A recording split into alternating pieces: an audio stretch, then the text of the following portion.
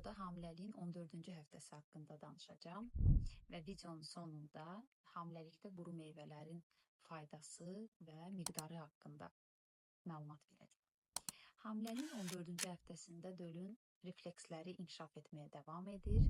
7-8 sm uzunluğundadır, 25-40 qram çəkisi var və döl artıq baş barmağını soğurmağa başlayır.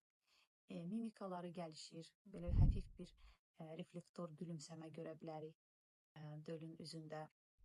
Barmaqlarını saya bilərik rahatlıqla.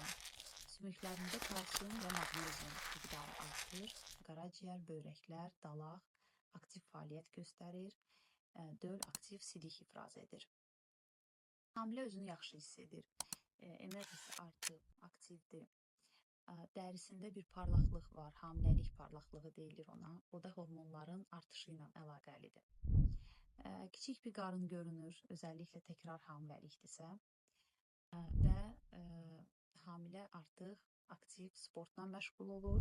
Təbii ki, yüngül sport növlərində güclü çürük, yoga, pilates, bol maye qəbul edir və lifli qidalar istifadə edir. Lifli qidalar haqqında danışdığımızda quru meyvələrə toxunmaq istəyirəm. Bu həftələrdə qəbizlik artıq, özəlliklə də hamilənin meyilliyi varsa, qəbizlik şikayəti arta bilər, babasil əmələ gələ bilər. Quru meyvələr, biz burada quru ərikdən, xurmadan, əncirdən və gavaldan danışırıq. Təbii şəkər mənbəyidir, təbii liflər mənbəyidir, kalsi, kali və maqnezi içərir.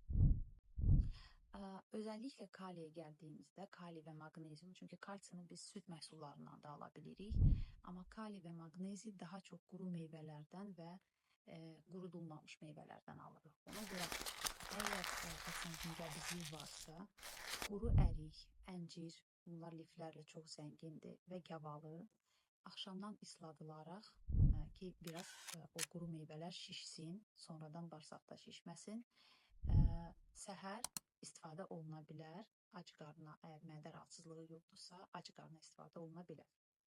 Təbii ki, şəkəri və yaxud da hamiləlik şəkəri olan hamilələrdə bunları diqqətlə istifadə etmək lazımdır. Əgər şəkəri olmayan hamilə üçün günlük doza miqdar 1 ovucdursa, şəkəri olan pasiyentlərdə bunlar bu miqdar toxluq şəkəri ilə ölçülür. Yəni, bu qidaları qəbul etdikdən sonra, 1 saat sonra toxluq şəkərimiz 120-dən yuxarıdırsa, demək miqdarı azaltmaq lazımdır.